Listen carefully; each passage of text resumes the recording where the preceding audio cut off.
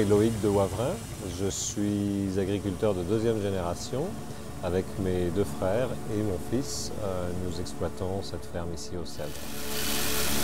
Nous cultivons principalement des céréales et du soya, et également d'autres grains oléagineux. Nous conservons nos propres semences pour des grandes quantités de grains. Les plus grandes surfaces que nous cultivons sont le blé et le soya. Approximativement 500 acres de blé et 500 acres de soya par année.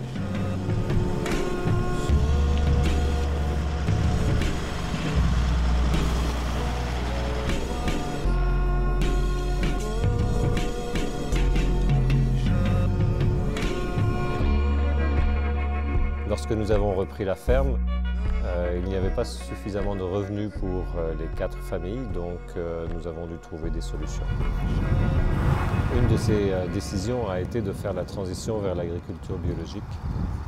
Aussi, nous sauvions nos propres semences à cette époque-là, mais c'est devenu un point de plus en plus important pour nous.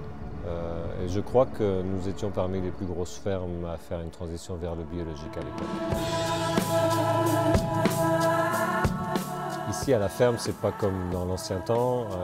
À cause des volumes très importants de grains que nous produisons, on ne peut pas tout faire ça à la main. Donc, on utilise des machines.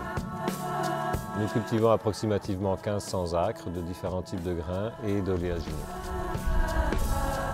Sans de tels volumes, l'entreprise ne serait pas viable telle qu'elle est actuellement.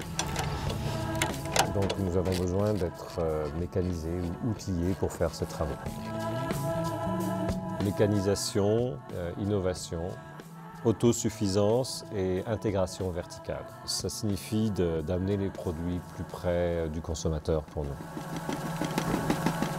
Le premier projet de transformation que nous avons développé sur la ferme, c'est le pressage à froid du tournesol pour en faire une huile de première pression à froid de très belle qualité. Mais nous produisons aussi environ 500 tonnes de blé annuellement et nous trouvions que c'était le produit idéal à transformer sur la ferme pour faire une bonne farine que les boulangers et les consommateurs apprécieraient.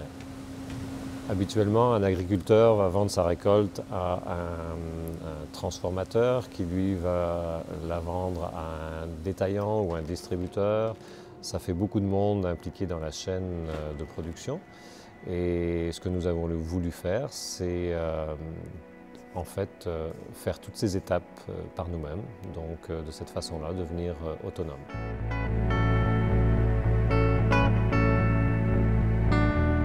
Quand on parle de sécurité alimentaire, je crois que ça commence avant tout par l'agriculteur qui doit être autonome dans sa façon de produire.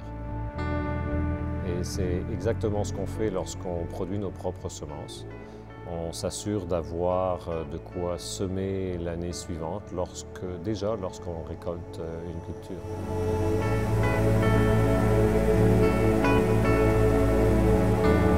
Je crois que l'idée de préserver ses propres semences est quelque chose de très important. L'agriculture commence par les semences, et sans les semences, il n'y a pas d'agriculture. Le problème, c'est que parfois les entreprises de semences ou l'industrie de la semence développent des semences dont nous n'avons pas besoin ou que nous ne voulons pas utiliser. C'est le cas des OGM, par exemple. Nous préférons garder nos semences parce que nous pensons que ces semences s'adaptent à notre terroir. Et si nous rachetons des semences différentes tous les ans, elles n'auront aucune chance de s'adapter.